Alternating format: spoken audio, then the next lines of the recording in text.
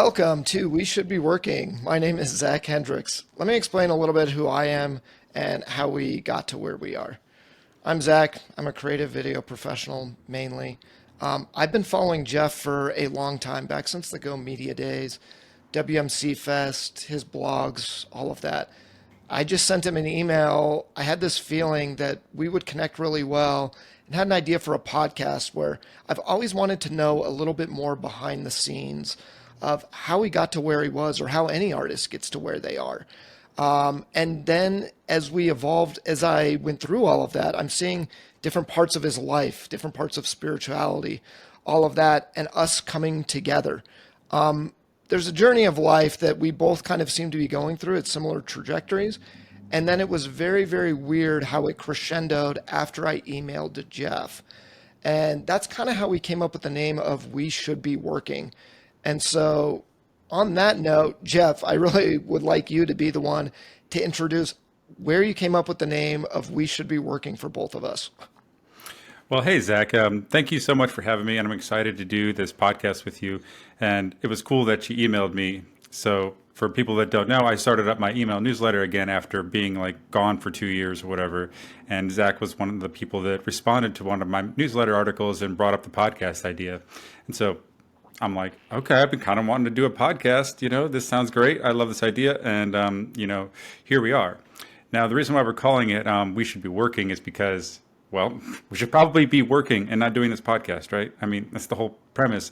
Because I'm in this transitionary period where I feel like I'm feeling a lot of pressure to make money, to get a real job, to do something because I'm going through kind of a tough time and a transitionary period in my life where a previous era is ending and I have to begin something new and I don't really know where to go. I kind of have inklings that my heart is telling me where it wants me to go, but I feel kind of scared and like I don't really know exactly which direction to take. And there's things I'd like to do, but I'm like, they don't really make money. But like, there's things that I'm like, well, I could do that. And I feel pressure to do, like, go out and redo my resume, go look for a job, or start hustling on my freelance work even harder, or modify my website or my products, launch new products, try to figure out how to make more money. But my heart doesn't really sing when it thinks about those things. But like doing something like this podcast, it kind of does. So I feel like this is where we got to take that direction. And this dynamic of like, I feel like I should be doing that, but I kind of really would love to do that. And I'm kind of scared to. It's this we should be working mindset that's always in the back of my head that has followed me throughout my entire career from when I first left college, trying to apply for a real job and then being like, you know what, fuck that shit. I'm going to do it myself and do it my way and become a freelancer. And so that's started the trajectory that led me through all the different paths of my life, which is what we're going to talk about on this podcast. Yeah, and then the nice crazy coincidence. So I emailed Jeff and was like, "Hey, what if we did this podcast and I just kind of pick your brain a little bit, get to know you a little bit better. I don't think we ever met before, but get to know each other better, and that'll kind of be the show." So for you, the audience, to know as well is that most of the stuff, believe it or not, we really don't know each other very well. We've had a few conversations just in the effort to get this podcast up and running, but really we've only chatted about 4 or 5 times. So that hopefully is part of the journey as well, is that you're really getting to know Jeff and me as well. As we go along, I'll kind of be your perspective on, asking questions of Jeff and all of that. But so anyway, the crazy coincidence is that I emailed Jeff. I was in the similar place where I'm like, I just want to do something more creative. I haven't done much creative lately. There's a lot bursting out in my brain. I've always, admired Jeff's work and his thought process and how he does everything. So I was like, what if we just did this thing? And he was like, yeah. And we chatted 1 or 2 times. And I think after the first time, I got laid off. And now I don't have a job. And so we both found ourselves in weird situations where we're like, man, I should really be working right now. And so same for Yeah, me. I'm that like, was should I really be doing a podcast? that was crazy, Zach, because when we started our talk, you had a job, and I think we had a couple calls, and you had a job, and the next thing you know, you text me, bro, I just got laid off, and that was a big deal for you.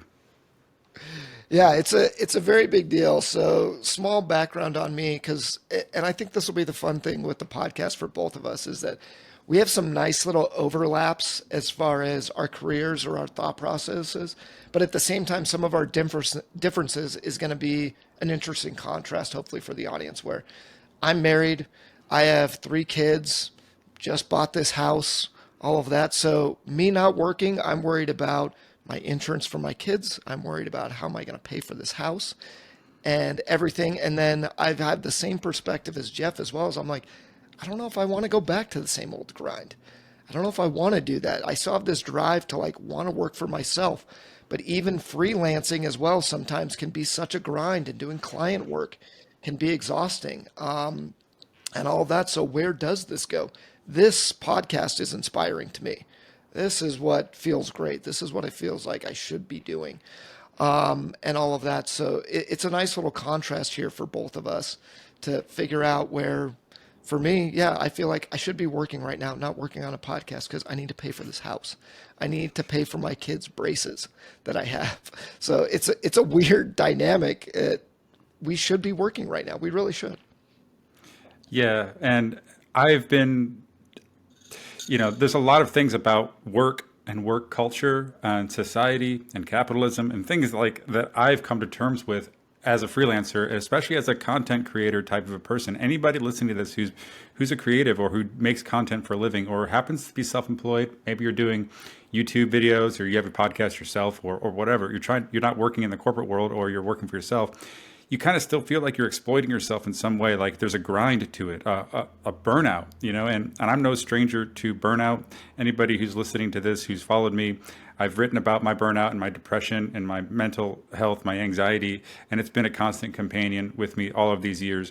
And so that's another thing that we'd like to get into is like the mental aspect of what it is like to be a creator, an independent creator, and kind of one who's really highly sensitive and feels like they don't really fit into what society wants us to fit into. And we live in this age, this modern age with social media, where it feels like your path as a creator is to go online and post on social media and try to create an audience for yourself, build your own audience, your own brand, personal brand. But I'm questioning all of those things. I took myself offline on purpose to try to deal with some of those issues that were coming up, and to get into why I felt burned out and depressed, even though I was living my dream job and doing it on my own terms. So, we're going to get into that. And I mean, we'll see where that goes. Yeah. Well, and I love that thought process, and you and I talked about it just a little bit before, but to me, in a lot of ways, this podcast is like a punk band for me. So, despite what you all might think, these 2 guitars, don't let it fool you. I'm not a musician. I just learned how to play the guitars during COVID. I'm teaching myself, so I'm horrible. I'm really really bad. But this podcast makes me think that it's like starting our own punk rock group.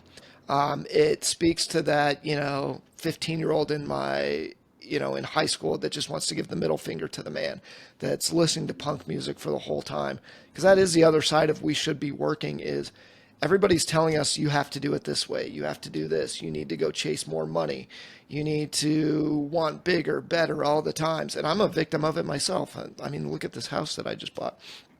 I didn't need it, but I wanted it. I wanted it for my family and all of that. But this need for more, more, more, more, more, where everybody's telling you you have to do it this way, you have to do it like that, you have to get more, and it's like, no, we're not going to do it that way. I want to do something a little bit different. So should I be working? Sure, but up yours. I don't want to. That's not what's speaking to me, and that's not how I want to go. So when you say that, that reminds me of that. And I am kind of curious with you right now. Do you still have some of that fire in that mindset of like, no, I don't want to go back and be forced to take this job? Or, I mean, do you have any excitement about maybe putting a resume together and going for another company? Is there any Hell joy to no. be like, No. yeah, no? No, I hate it. I tried. I mean, oh, absolutely. I mean, right on with you with the sort of like, okay, fuck you, stick it to the man. Okay, I know that's juvenile. I know. I've been there. We've done that. I've stick it to the man. and I've become the man, and then I've stuck it to myself, and it's like, okay, the man lives within my own consciousness. I mean, it's like a whole thing that I'm deconstructing.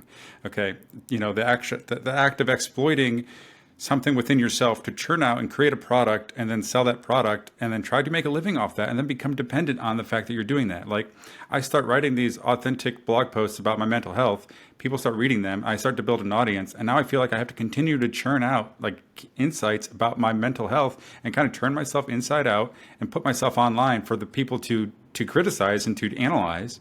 And then how that affects me even more. It's like, okay, wait. I'm doing this independently, but now I'm being raw, I'm being emotional, being honest. I got that DIY punk rock spirit. I'm putting myself out there, but now I'm like, I'm a product in the marketplace. Everybody out there is listening to content. They probably, if they're listening to this podcast, they listen to a bunch of other podcasts. I mean, we're just content to them, but it's also kind of parasocial that we are real people, that people are like, oh my God, finally somebody's saying this thing that I've been thinking. I agree with them. I think about this stuff too. I'm so glad that I'm not alone in this. And that's one of the big reasons why we're doing that. And okay, I lost my train of thought there, but like, okay, you see, I forget what you asked me, Yeah. but this is, No. I think that you tapped onto it because, and the direction that you went as far as one of the big reasons that we're doing it is I feel the same way, and hopefully you all do along this journey with us. Is a big impetus for me is I get tired of this glazing over, and while I love a lot of these podcasts, all of these celebrity interview podcasts where you're on the surface and you're sitting there, you're talking to one of the best directors or best actors in the world, and you don't know how to get into the details with them. You don't know how to say, no, I know you just showed up to Hollywood with $5 in your pocket and then your dream came true. There's a lot that's missing in between there. Like, literally, you went there with $5. All right, what was your plan? Where did you sleep that night? You slept on a friend's couch. Oh, you had a friend that was going to let you stay there for free for how long? How long did you get to stay there? How were you able to do that? Is that's some of the stuff that I think gets missed, and that's where regular conversation comes from. That's how you would talk to a friend, and that's how I want it to be on this podcast as well, is to say like, what does all of this mean? So, when you say, oh, you guys should be working and you're mad with this mentality, well, yeah, let's get into that details. So, like when I'm mhm. talking about building a resume and all of that, it's brutal for me. Like I'm going right now and I'm building my resume out, and of course I've got like 5 or 6 different versions of it and all of this. I'm like, oh, here's the video one. Oh, here's the creative one. Oh, here's this one. Here's that one. And I'm like, this grind. And in all honesty, the thing that drives me nuts about this process is I'm building it for an algorithm. No, nobody is probably even looking at this. They're going into a program, typing in some search terms, and I'm praying that mine goes up to the top. It has nothing to do with me, the talent of me, what I can do. And the fact that people can't even get a conversation to get a job is just absolutely brutal for me. And I don't know about you. I am kind of curious about your thoughts on this as far as we should be working mindset is the one thing is when I've ever hired people in the past, whenever I looked at that, I would tell recruiters and all that, I'm gonna go, I don't care what you think you see. I don't care what their resume looks like. If they have a portfolio on their resume, they need to come to me. I just want to see their work. I don't care what they've done in the past. I don't care where they've been. Show me what they can do, and then we'll talk to them. But I don't want you screening anybody out. If they have a portfolio link, send them my way. I don't know what your thoughts on that are as far as, how you've had to struggle to even get jobs in the past or freelance or hiring people or anything like that. Because it is a big up yours. Like people want to be doing great artwork. How do we let them do that?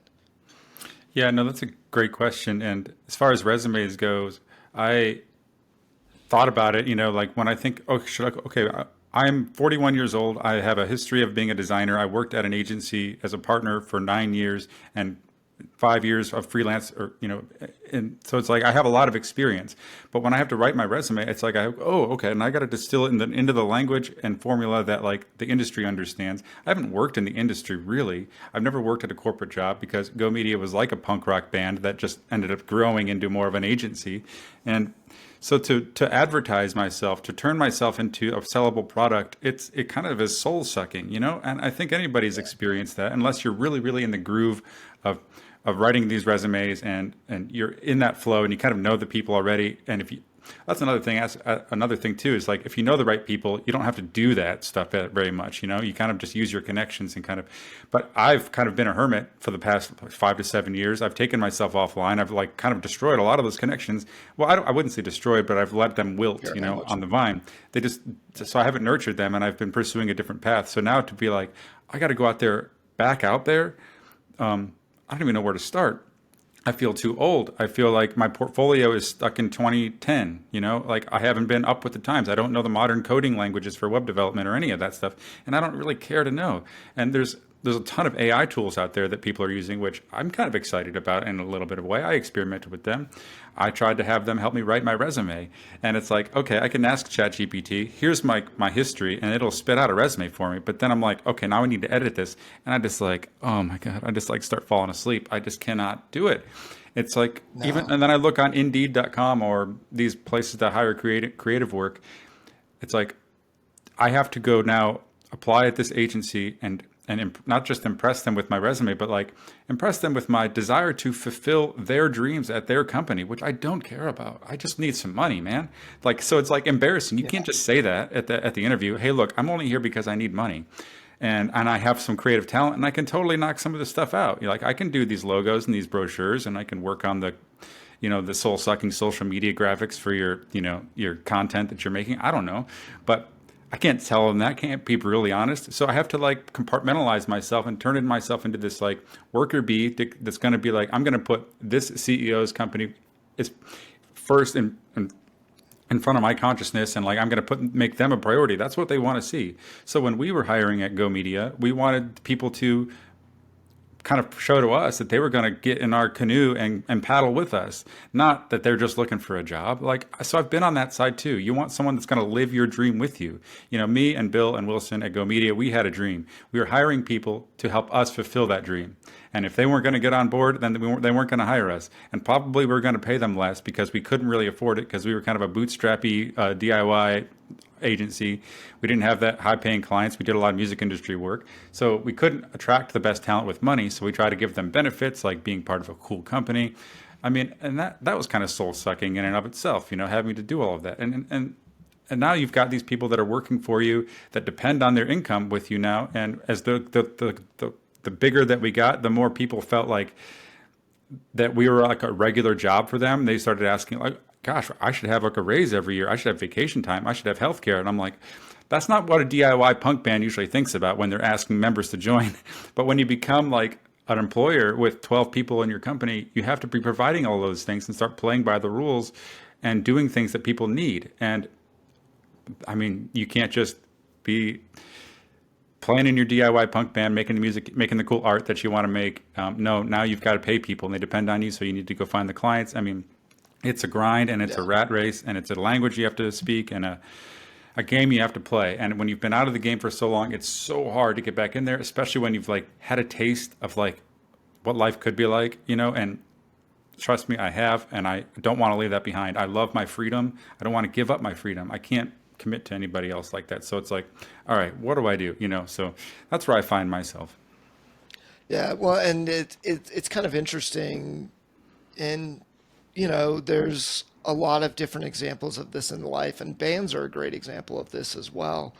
You talk about sophomore flop albums and all this, or there's a lot of great bands that as they get success, they become, or as they get successful, they become less relevant.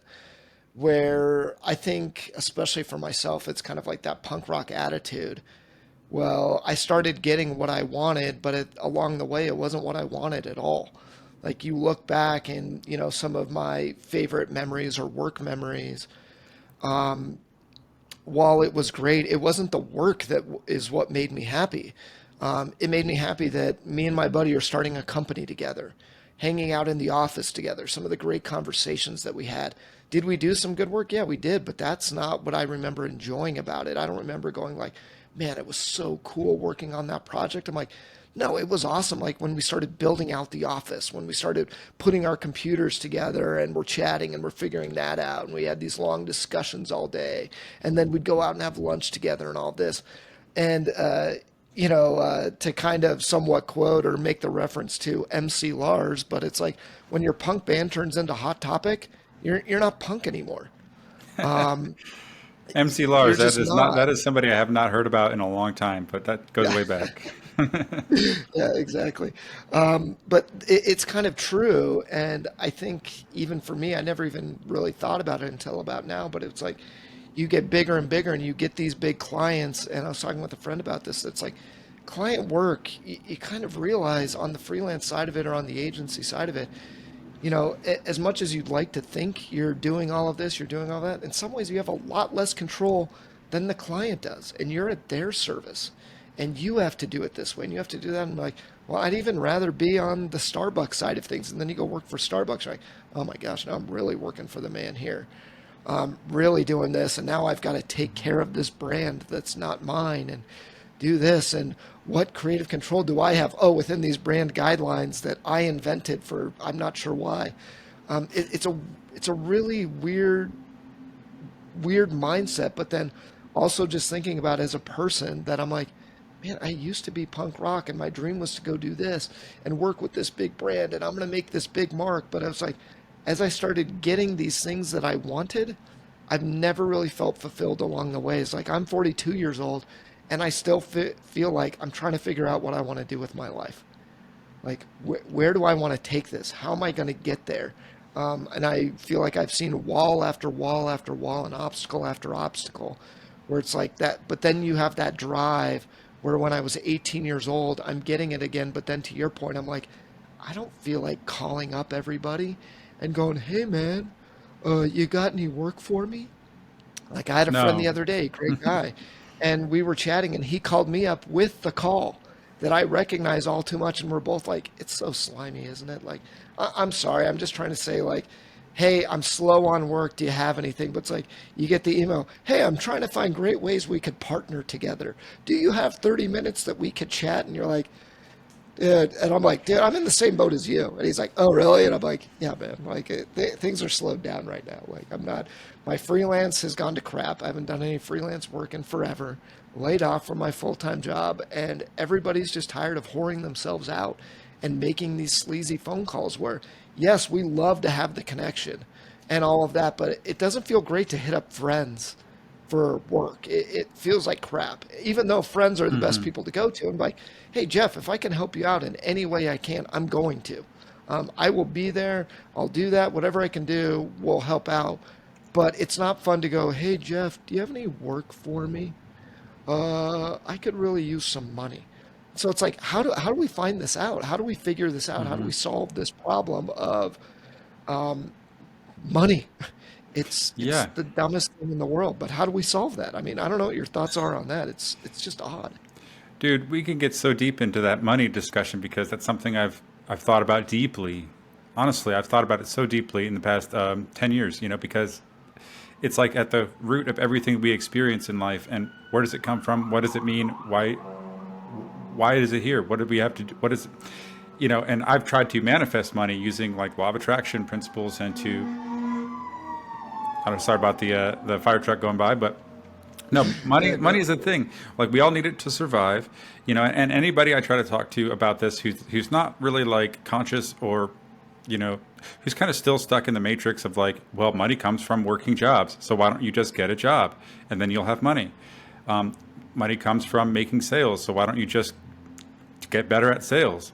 I'm like, wow, it sounds so simple, doesn't it? But like, there's so much like depth underneath it of of like maybe it's my mindset or my emotions that are holding me back. I just need to get myself right, check myself into therapy, and then they're going to help me figure out why I don't want to participate in the system like everybody else does, or whatever. And also, when you go out and shopping, I mean, you have all these people that are working in the system, and they're providing the food and the services that I depend on. So it's like they're doing it. Just, but not everybody. I feel like not everybody feels like it's sucking their soul to do. And like another thing that you said that was great is when you started with. You said it wasn't really the work that was fulfilling. It was like the people. It was the person you were doing it with, and the chats that you had, and the energy behind it. And that's another thing too that I miss about the working world is the people around me. Because you're not always just sitting there working. You're talking. You're shooting the shit with people. You're doing extracurriculars with them. There's humanity, and it's like I've heard this story too. Like the thing about work that everybody loves, it's not the work. Everybody hates the work, but what people love is the people and the shared sentiment and the community, and like you know, going to work is fun when you've got people that you like, that you get to hang out with at work, and you get to just, maybe you do a little bit of work, but that's one of the main reasons. When I worked at McDonald's, for 6 years when I was a teenager going through college, like it was McDonald's. I was getting paid basically above minimum wage, but like it was the people. My best friends from high school worked there, so it was like that's why I went. That's why I wanted to go, and I got money, sure.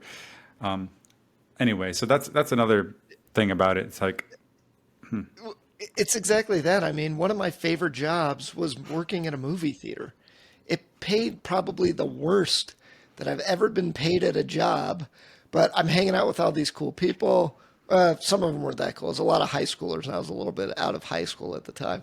But working at a movie theater and just screwing around and doing all of that. And, when I was an intern at a TV station when I was first getting started and all of that, and learning the biz and hanging out with these guys, and I was like, oh my God, these guys are drinking at work? Like we'd sit in the edit bay and they'd bring beers in. And I'm like, you can drink at work? This is crazy to me. Like this it is just so blew my cool. mind. Yeah, and I was like, this is so great. Well, and it's interesting. One thing I wanted to ask you about as well is if you have any of this, because I have such a weird, and this is why I love the idea of this podcast, is I have such a weird relationship with work. And I think this is going to be great therapy for me to try to like figure out. And I'm sure that it's a little bit of both. That I feel like there's other times when I'm like, I do feel good about working because on the other side of it, I think the way that I was raised and probably the generations that raised us, I was always instilled from my dad and my family, you need to have a job. You are going to have a job. As soon as I was eligible to work, I was working. Now, granted, my first job that I ever got, so when I was younger, I went to a private school for a little bit, and it was a big deal for my parents. We didn't have all the money for all of that. I got some scholarships, got some financial aid to go there, but they're like, hey, this is a school, you have to buy your own books. Well, I was 11 years old being told that, and I took it seriously. Like in retrospect now, obviously my folks are kind of joking around like, "Oh, you have to go get a job. How are you going to figure out how to get these books?" I think their intention was kind of like, "Hey, maybe do some more chores around the house, find some creative ways to go make some money because you're going to have to pay for your own books." And I was like, "I have to get a job." But to me, it felt like deadly serious that if I didn't get a job, I wasn't going to school, and that just felt like the end of everything for me. So as an 11-year-old, I was like, how am I going to do this? I got to go solve this problem. And I went out and I found a buddy. We found an ad in a newspaper for a juggling show at the Renaissance Festival for auditions for the Renaissance Festival. So I knew how to juggle and I grabbed my buddy and I was like, "Hey, you want to go get this job over the summer at the Renaissance Festival?" And he's like, "Okay." We go and audition and my parents drive me down there. And then I'm sure to much their dismay, we got the job. And they're like, "Oh no." Now I have to take them to the Renaissance Festival every weekend, all day, for them to go perform. So it's like we have our stage show and all this. And I was really, really proud. I got this job. It was doing something fun. I had my buddy there and all of that. So it's like I've always had this mentality of you got to have a job. You got to have a job. You got to have a job. So even when I was 16, it's like now you have to go get a legitimate job during the school year, not just during this summer job. So it's like I've been working since I'm 16 years old. And the times that I have not had a job have probably been the most stressful times of my life, where it's like that's when I'm freaking out all the time. I just feel uncomfortable. It's hard for me to enjoy something where it's like this podcast. It's like I really should not be doing this podcast right now. I should be working. I should be putting my resume out there. I should be doing something to put food on the table for my family. I've got responsibilities. It's like the more that responsibility is built up, the the more daunting of a task it becomes to maintain this house of cards that just comes tumbling down. And then you realize, I'm like, what do I like out of life? I like hanging out with my kids. I like hanging out with my wife. I like doing these things. How can I make these things mesh together? Because doing this job and the stress of this job, and as my wife put it, she was like, "Do you really want to go back to a place where they can just snap that job away from you with, a snap of their fingers, where they have all of that control over your future, and you have zero?" Now, granted, that's not 100% true. I can do a good job, and if I do a bad job, I'm going to get fired and stuff like that. But I was doing a good job, and I got laid off. They didn't hate me; they liked me there, and now I still don't have a job. So, what? I don't get that dichotomy. So, I guess, long story short, that was kind of a long ramble. Do you have any of that as well, like instilled from a dad or parent, or what was that like for you growing up, as far as a quote unquote work ethic, as somebody would put it? Is that something that you've always felt like you have to work, or has it been more for you that you're like, I never want to work? Well, that's interesting that you ask that because my dad had very much that work ethic that get a job, get a job, get a job, and he was yelling at me, yelling at my siblings, because they needed help with the bills in the house, and it was like, you get a job and you can help the parents pay the bills because we can't barely make ends meet. My dad was a mechanic, and my mom didn't finish high school. She was a stay-at-home mom. She had me when she was 19, and I was the firstborn. And then they quickly had a few other kids after that. So they had 3 kids and like on a mechanic's income. So my dad was busting his ass at the auto shop, and so he'd get home and he'd be angry and he would turn to alcohol. And so like that was my relationship with work. I would see my dad do that. And I had this like idea that I was always a creative kid, an artistic kid. And I'm like, Dad, I'm never going to do what you do, because his hands were all gnarly. He had all this back pain. And I said, I don't want to do anything like that. I'm going to be so rich that I'm going to pay people to do that for me. I mean, I was naive. I was like 8 years old. But I remember Sure. my dad was so mad because I would be kind of like refusing to do some of the labor that he would ask us to do as kids. We needed help like chopping wood to put in the wood burning furnace because we couldn't afford our heating bills. So we tried to chop wood from the trees around us and turn it into heat. I mean, I feel like that's how broke and poor we were, but we weren't as bad off as some of the other kids in the neighborhood and I realized that we lived in like, the poor part of town. I didn't know that. I didn't know I was poor until other kids in my school told us that we were poor or that we looked poor because we didn't have clean clothes so it was like, growing up in poverty, not really knowing that you're in poverty until you get older and you kind of see how the socioeconomic system works and how, that was government sponsored housing. Oh, we moved around a lot because of X, Y, and Z. Like that's why we moved around a lot. Oh, that's why we had to move into that place. And so we struggled with money as a family. So I was like, I'm not going to do that. I became like a very high achiever type. I started to focus on school and get really good grades. And then I was the first person in my family to go to college. So I had this like success oriented mindset from my teenage years. And as soon as I could work, I was out the door. I did not want to spend any time at home. I was like, get me the heck out of here. I hate being at home. I want to be at work. And so I worked at McDonald's and would work 30 to 40 hours a week while I was in high school. So I had like hardly any sleep at all, but I would much rather be at work because my best friends worked there and I had a girlfriend who worked there. So I got to see her, got to see my friends. We would hang out afterwards. We'd go to Taco Bell. It was my first taste of freedom. We would go bowling. We would just be hanging out late at night. And so, yes, I was making my own money, but hanging out with my friends. And it was empowering then because it got me out of a worse situation. Now, if I have to think about going back to work at McDonald's, I'm like, that sounds like hell. It's slavery. But not when you're 15 and you're like, I'm getting away from my crappy, I need my It's a great independence, job. right? So it's like, it's relative. Like, I know that like going back into the workforce feels a lot different today at 41 than it did when I was 15, feeling excited about the possibility of like becoming an adult and making a life for myself. Is you believe a little bit of the lie of the American dream. You chase it. Even though I felt very punk rock DIY, it was more like I was the punk rock sort of libertarian DIY rather than sort of the anarchist social justice. So I was more like, you can do it yourself, pull yourself up by your bootstraps. And I had that mentality around work in everything that we did at Go Media, which was like, I'm not going to depend on anybody else. I'm going to do it myself and get really good at it. And we did it ourselves. But then comes this burnout and this like this depression and the anguish that a lot of people, a lot of men especially, deal with. They feel this responsibility to become this protector and provider for their families, and they have to carry this burden. And of course, my dad felt like that and didn't have a college education to depend on, so he had to continue to do backbreaking labor to bring in money, which they bought beer and cigarettes with, and it just was not the best role models. But Yeah, and do you think for you, so for me, it's like when I look at my parents and their relationship with work, it is interesting how you bring that up, is that, I think some of what you're saying is the kid's mindset of you don't know what you don't have or you don't know what you have until you're compared to somebody else.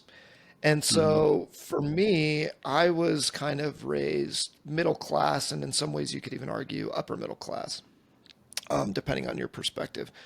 And I didn't really know that. I didn't really do that. My mom was a very successful nurse practitioner. So starting off when I was younger, she kind of had her own punk rock practice with her and this doctor, and they built one of the best practices in the nation. It's nationally recognized and admired and all that. And this guy's gone on to, board of directors for multiple hospitals and all this, and is an authority in their field. And they kind of built that together. And so while that was all admirable, I'm living this kind of, we started off a little bit lower, and then as she's successful, she's making more and more money and all of that. And my dad wasn't working for a lot of it. And I don't remember him really working or not working. And then I just remember one day he's like, I'm going to go back to work. And you're like, all right, well, see ya. And I was pretty young. But as growing up, is that as soon as I went to that private school, that's when I felt like I was poor. And so it was weird because we really were not. But that's what I was told a lot of my life is we don't have money for this. We don't have money for this. Does money grow on trees and all this? And so I really thought that we were poor. I was like, oh, we don't have money. And then when I look at these other kids that I'm going to school with, where I'm like, I'm going to school with some of the richest kids in the state. And you go over their house and you're like, oh my, oh, I am poor. I'm mm, definitely poor. And that mindset of, oh, you better then go hustle. You better then go hustle, or this is what you want to go get to. Isn't this a great upper echelon? And so, not that my parents were necessarily hard on me like that, but I saw my mom busting her ass all the time, 24 hours a day. She's on call. She's, typically in the car, even on the phone in the early 90s with those car phones, the old Star Trek flip phones and all yeah, that, taking calls for patients and all of this as a nurse practitioner. And so it's like, and then I see for her now that she was living that punk rock lifestyle with the doctor, and then she got left in the dust when they got too big for her shoes. And she's like, well, I'm not a doctor. And then got left behind. And even though she's just as capable in a lot of different ways, now she's on the grind for, I got to go get another job. I've got to go do this. And everybody leaving her behind. And oh, you're not quite good enough. And oh, you're not this. mm, Because in a lot of ways for her, that's her art. That's her passion in a way. But she's grinding it out for all these people thanklessly. It's like, can I just find a place to go do what I love to do without this person getting in my way? But now, like you said, we've accumulated this responsibility. It's weird that we're young. I remember working in the mall and being like, this job is so dumb, so stupid, but I also had so much fun. But really, we're almost like craving responsibility, which is weird. It's really weird to be like, give me more responsibility and stuff that I have to worry about for the rest of my life. It's an odd way to look at it where it's like you might not want that thing because now it's going to be stuck to you for the rest of your life, that you're going to have to figure out how to make that thing work. Now kids is obviously one thing, and I'm not saying kids are a very rewarding thing to have and everybody has their own point of views, but kids are a responsibility. But I'm talking about houses, the car, the this, the that, that it's like we've strived for all of that, and I'm like, I don't know if that was the right direction to go. Like, I don't know if that was the right mentality for me to have. So while I'm very proud that I've worked hard and I've done all this, I'm like, I don't know if that was the grind I should have been focusing on. I wish I could have some of that time back. I mean, what I else don't do know we even have? how you What are feel. the other options Yeah. that we have when we are young men going into the college, becoming an adult. It's everybody, not even just men, but women. I mean, it's like everybody. You're supposed to establish your career. I mean, you can't even really not do it. You can't opt out, really. I mean, what are you going to do? Be poor? I mean, or try to marry somebody who's got money? It's You really have to. I think it's an initiation into our society. Like you're groomed for it, you're trained for it. You try to think about what you want to be when you grow up, and then you try to become that. And I mean, if you've got it figured out by 18 and you know which path to take, good for you. I mean, I was lucky. I feel like I knew what I wanted to do at a very early age. Everybody was telling me how great of an artist I was and how successful I would be if I just stuck to that. So I had a lot of momentum. Yes, I grew up poor, but I had a lot of support as far as like my creativity and my art. And I would win awards for it at the art shows and stuff. So I was validated on this front. So I knew I needed to parlay that into art school and learn how to turn this into a career and become a famous artist or a designer or a film director or some sort of creative field. And so I had all that momentum. Okay. Now, not everybody has that momentum. Some kids, when they're graduating high school, they don't know what they want to do. And so they might choose the path, well, this I know will be successful. Doctors, lawyers, let me go to school for business and try to figure it out. Not everybody has such a clear path. So, Yeah. And that's kind of a gift for you. I've always kind of been curious what that was like because even though I've been able to pursue the creative arts and I'm thankful for it, like I'm kind of one of those people that is, when it comes to the creative field, I'm a master of nothing but a jack of all trades. Like mhm. I've dabbled in graphic design. I'm terrible at that. I dabbled with drawing and illustrating, and while I was getting pretty good at that, I stopped in college and never picked that back up. I was in film school, and I was like, "Why am I in film school enjoying my drawing class?" I'm like, I should probably leave if I want to do film. Like, let's get out of here Mhm. and not do that anymore. But I remember probably one of the biggest reasons that I went to film school was my it's made me this is not much of an exaggeration, but I'm sure the dates are a little bit off, is that I'm there about 3 to 4 weeks before college is about to start going. I don't know where I'm going to school. I applied to one place. I didn't get in there. So what do I do now? And I'm talking with one of my buddies who's like, well, and I'm going to school down in Santa Fe to film school. And I was like, oh yeah, you're going to film school. I was like, I like movies. I can make movies. And I was like, I'll apply there. 3 weeks later, I'm going to school there. Wow. Like I call them up, figure that out. I'm next door to my buddy, my high school best friend, and all of that. And we're next door in film school. And I was like, it made sense. So again, it kind of speaks to, I was like, I wanted the interaction with my friend. Him and I got along great. And I was like, if him and I are doing something together, it's going to be amazing. I don't care what it is, and I do like movies, so I want to go make Star Wars. I'll go do that. And then I got really, really into that scene. But for me, I've never really felt like it's a weird break, and I think it's a fun thing to chat about. Is I've never felt like I'm a good creative. I don't think ever in my career, if Mhm. I'm 100% honest. Mhm. There's things that as I go on, I feel like I'm much better at this. But if you were to like hand me a bunch of money to go do a feature film, my immediate reaction would be panic. And I'd be like, I'm a fraud. And everybody hears about this all the time. It's the imposter syndrome, and I think artists have it worse than just about anybody. Where I'm like, I still don't feel like. In some ways, I can easily go out and be like, oh, I'm a good professional and all of this comparatively, but depending on who I'm talking to, I really may or may not feel like I can live up to that. So for you, growing up where you're like, I've always wanted to be an artist, did you, and I don't want you to come across, I'm not saying this in a way for you to feel, narcissistic or full of yourself or better than anybody. That's not what I'm asking. And hopefully it doesn't come across that way. But when did you always feel confident in your ability? Like, I'm pretty good at this. And was that so when you're striving to the next level, there's a lot of people or artists that are like, I didn't feel that great, so I had to work harder and work harder. Or where you're like, I'm pretty good at this, I should get to the next level. What would that feel like? Or what was that process like for you? Yeah, for me, I was clearly the best artist in my class since fifth grade, fourth grade, even in elementary school, because I would draw stuff and then kids would come over and be like, wow, and they would sit down and watch me draw. So I was getting like this. attention by being an artist. So I wasn't getting attention other ways. I was very quiet, shy, Gotcha. but when I would draw, I would get attention. So, and my parents, of course, would show my drawings to my aunts and uncles, and they would all praise me. So, a lot of that positive validation helped. And then I kind of started to see how I was better at creating the artwork, or it looked more realistic, or I had better technique than other kids in my class. So, the comparison was relative in my small school. So I would see how other people were doing, and I could be like, yeah, I'm better. And I would feel that way. I would feel like what I considered was better at rendering, better at shading. I was self-motivated. I would copy other artists that I would be inspired by. So I would draw when I got home, and I would take it into art school. My art teachers would praise me, and then I would win awards.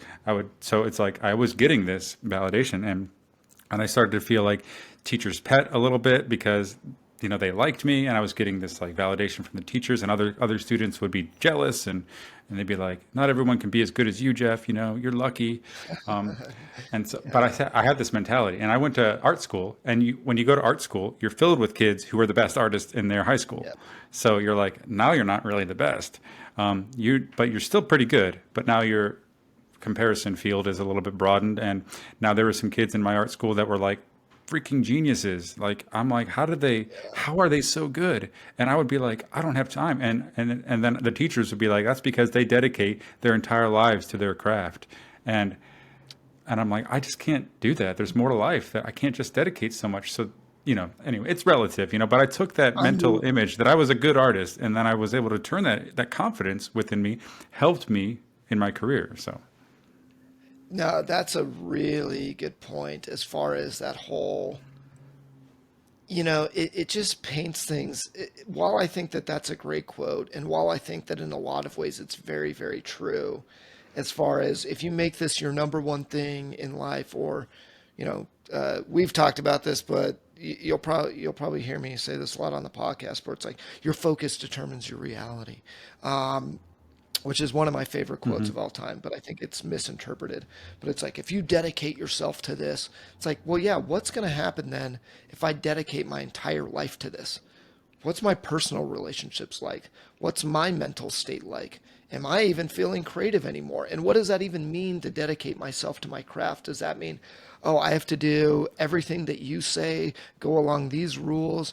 Or, how do I carve my own path along here? Because it's not that black and white. Life is not just binary in that regard, where there can be other things that we like. And I think that that's important. And so you have these people, and I think that it's such an interesting point of view.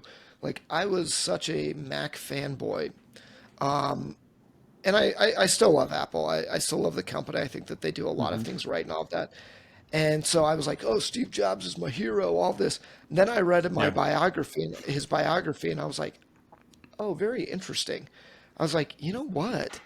Being the CEO of Apple, or getting to that place, is really actually not as difficult as I thought that it would be. But the sacrifices and the person that you have to become in order to be Steve Jobs, I'm is totally unacceptable for me. It's not okay. I would not be willing to be that guy. He's a horrible person. He did a lot of terrible, terrible things. Now, did he do some great things as well and innovate and all of that? Yeah, but I was like, the guy was not a great guy at all, by my standards at least. Not trying to bring up a debate if Steve Jobs is great or not. But that's the thing but he was ultimately dedicated to one thing. And that was the biggest problem. His family didn't mean crap. Other people didn't mean crap. It was him getting what he wanted and building this company to be the best company in the world. And he dedicated himself to that. But I'm like, that's not who I want to be. I don't think that's a great recommendation to a kid or to anybody. It's like, well, hmm just work harder. But that's what we've been told our whole lives, is just work harder. Just work harder. Just dedicate And if yourself. I'm you're like, yeah, and if you're not doing it, it's your problem, and it's your mindset, it's your work ethic, it's something about you that you need to fix or practice. yeah, I mean, it's everywhere. yeah. And so, so now you've got young Jeff that's doing great. You go to art school and all that. Did you have any competition with any of the other kids? Like, did you even get burnout in college at all, or did you find that to be still a pretty ripe phase of your life for creativity? Like, were you still feeling pretty inspired back then? Well, I think I could talk a lot more about this, and I think we should save some of this details for this era Sure. Yeah. of our life. But yeah, I felt like there was some competition because I lived in a house with about five or six other artists, and at varying degrees of skill level and dedication and work ethic. And there's some kids that were really good, and of course you're comparing yourself to what they're doing, and you're getting graded on it. So there was naturally a competition, and there were kids in my class who are struggling, and they would look at my stuff and they would feel jealous and they would be asking me how I did it, and I would be trying to help them. But it was like, yeah, you could definitely start to feel the competition aspect of it, but I didn't really feel good about it. I didn't like when other people were jealous of me or feeling like they couldn't do it as good as I could. And I got that. I started to get that from people that were struggling and having a harder time. So, yeah. Yeah. I mean, I think that it's when it comes back again to we should be working, I think about that time too in college and film school, is that's when things really started to switch for me of I don't know if this is the path of this grind of go work. If you want to be a Hollywood director, go down here. You've got to start off as a PA, go grind it out there, go do all this. It just never felt right to me. And I was like, well, I guess this is how it's done. I guess this is how it goes. But I didn't know any better or didn't, even to this day, I'm still wondering, I'm like, I don't know how this guy got there. It's just so odd to me and this mindset to adopt of, and I feel like in the world today, that's the image that we put out from everybody. Like, oh, they're so successful. Does that mean that they're happy? And I think both you and I would love to dispel that it's like a lot of times when you get everything in the world, it's not what you wanted at all. And you realize you were a lot happier without it. And Hmm. so it's like, how do you justify those two things together? Of well, I fought hard for all of this, but is it all going to go away if I don't go get back to work? Yeah, and I mean And it's what a does that mean? terrifying, position to be in, and we can get more into that as these shows go along with your discomfort with not having a job and what that means about you, your identity, what stuff you're going to have to sacrifice. I mean, what is the life that you could live that's an alternative to that? That is, it's not like you've got a blueprint for it or there's a safe place for you to go explore that. It's like you kind of have to buck the system, buck the rules, and carve out that path for yourself. And that's what we're going to talk about in this episode, so, or Yeah. in this podcast. Well, yeah, and on that note, as well as we start to wind things down, just to delay it more for us not working, I Exactly. wanted to I wanted to ask you real quick, and we'll see if we have it as a theme or not. I'll decide as we go forward. But I think a nice way to kind of break things down at the end of the episode is just to say what's inspiring you now right now. Is there a movie that you saw, a band that you listened to, an artist that you went out to? Uh, or somebody that you read, or any type of realization. What's inspiring you lately right now? So I sent this out in my newsletter this week and the week before.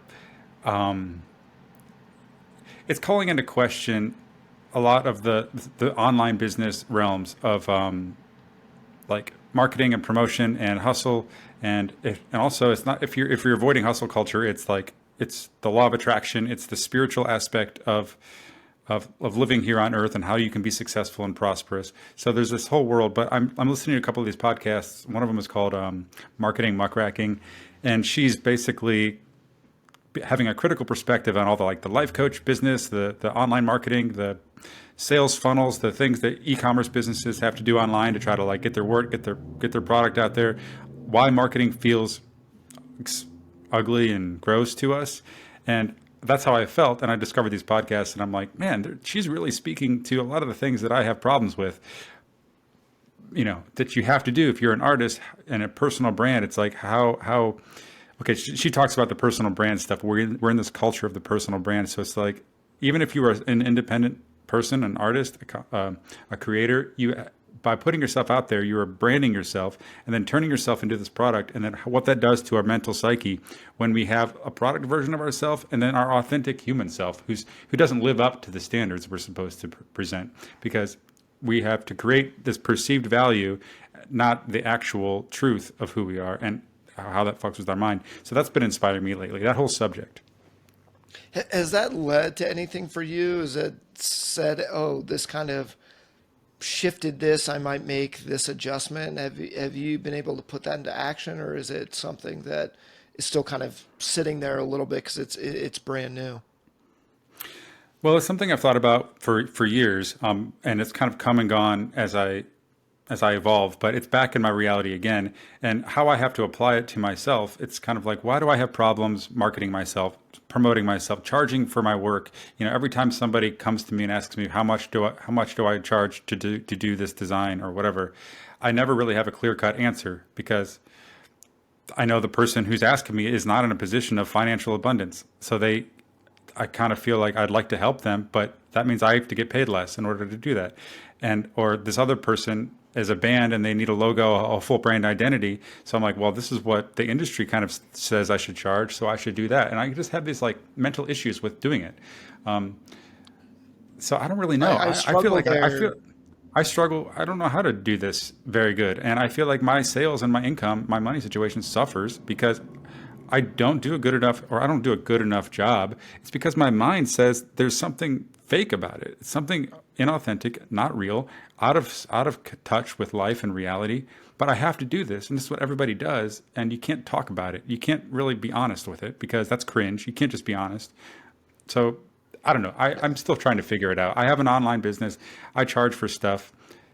It's complicated. I don't know exactly what to do. How am I supposed to promote myself? I don't want to use social media, but Well, it's back to that grind again of it kind of feels like cold calling at times where it's like, oh, I'm putting it out here. Here's this, and I'm going to shove this down your throat. And here's this, here's this thing that you're going to get from me every single week. And then everybody's going, unsubscribe. I'm not following you anymore. I'm tired of this getting rammed down my throat. And you're like, it's not really what I'm trying to say. I'm just trying to promote myself. And then it sounds like you might have the same issue that I have where I'm like, I'm historically undervaluing myself. Then I'm like, totally, I don't yes, know, is this absolutely. enough to charge? I'm not charging enough, or I don't know. I know that they don't have the money, or, I pitch a job on something and they go, oh, I love that, but I don't have that much. Could we do it for like, 2,000 less? And I'm like, I mean, I want to do the work. It's kind of a fun project, but now I'm taking less money. And am I just going to be that jerk and says, no, absolutely not? But I'm like, but I need the money. I don't know if I'm in a position that I can even say no. I have to take this. And now Hmm. I'm undervaluing even more. So if I do even more work for them, it's going to have to be at a lower price. And it's just like this continuing cycle of I'm like, I don't know how I can just do the work and have this not be an issue. But I'm like, and everybody will go, oh, well, that's life. Like, oh, great, Oh great yeah, answer. Thank you. That was yeah, yeah, yeah. helpful. Or have somebody that has no issue with it and that can do it for you, which I've never really met anybody. Or if you do, you got to pay them quite a lot to do that promotion for you. But still, like I don't know. Yeah, We're it's gonna figure it interesting. out. We're gonna figure it out somehow, some way. We're gonna Yeah, we're gonna discover what that is. yeah, one way or another. All right. Well, that has been great. I think that that's a good wrap for our first episode there. And so, just as a little housekeeping for our guests, we are going to try to do this on the regular. And I think the way that we're thinking about doing this is doing it kind of in seasons where we'll come up with a little bit of a plan for a season as far as some topics, but we want it to feel loose and natural. And, we don't have notes that we're going like, oh, we're going to talk about this, we're going to talk about this. But we do kind of want to have it contained where we're like, oh, here's a season of all of this. And then we can take a little break and decide if we want to move on and do more or if we feel satisfied with what we've already done. So I think we're hoping to do this weekly, get these out on the regular for you. But that's we should be working for now. So Jeff, any last thoughts? No, I think that's great. I'm glad we did it. I'm really happy with our first episode. I'm really excited to see where this goes, where it takes us. Zach and I've got a plan that's about 12 episodes of going through my journey in the different phases, and we're going to talk about this and see see what little nuggets of wisdoms come out. And also as a listener, we're always open to feedback. We would love to hear from you. If you've got stories to share, we can read your questions and answer them. And I think we're probably going to end up developing, I think we would hope to, some sort of community where we can interact with our listeners a little bit easier, and just to see what other people are thinking about this subject and start this dialogue, and then see where it goes. Yeah, exactly. I mean, I think that that's a great point. If we can work it out in a way that makes sense, especially for you, the listener, that's kind of a theme of this. Is that I'm here, I'm a fan. There's been plenty of times where it's like I just wish I could be a little bit more engaged in what's happening, and that's how Jeff and I got to be where we are. Is all of that. So yeah, we would like you to feel that way and feel like an active participant. And on that note, I'll leave with one of my favorite stories that kind of put me on this path. Was me and my best friend that I told you about before from high school. We're at a punk rock show, I guess, for lack of a better term. This band called Man or Astro Man. And they were kind of like a sci-fi surfer band. Not a lot of lyrics or stuff like that, but they sent these guys on tour. We didn't know this at the time, but they sent other people on tour. They called it the Clone Tour. They trained other people how to play their music, and then sent them on tour as Man or Astro Man, the Clone Tour. And so it was other fans of Man or Astro Man out there on tour playing their music. And we're like, oh man, how cool is that? We didn't know. It was the first time that we saw them. We're like, these guys look a little bit different. And maybe it's the same dudes. And they go up there, and me and my buddy were right up front. And they go, hey, any punk rockers know the lyrics to Destination Venus? And he's like, yeah. And my buddy's right up front. He goes, I do. And they go, get up on stage. They brought him up on stage, and he got to sing the song with them. And like had his own like fun, unique take on it, and going around, and the guys were all impressed. They do this big picture. I've got my camera there. We're both kind of film guys getting ready to go to film school and all that. So we've got our camera, we're taking pictures, we're doing all of this. And I was like, how cool that they brought him up, this Uber fan, to go up there and like live this dream. And you see bands do it all the time now, but I've always felt like, I'm like, that's what I want to do. That's what I want to do to somebody else. I want to have somebody else have that awe, or at least witness it or be around it. So on that note, we will leave you. This is We Should Be Working, and we'll see you next week. See you next week.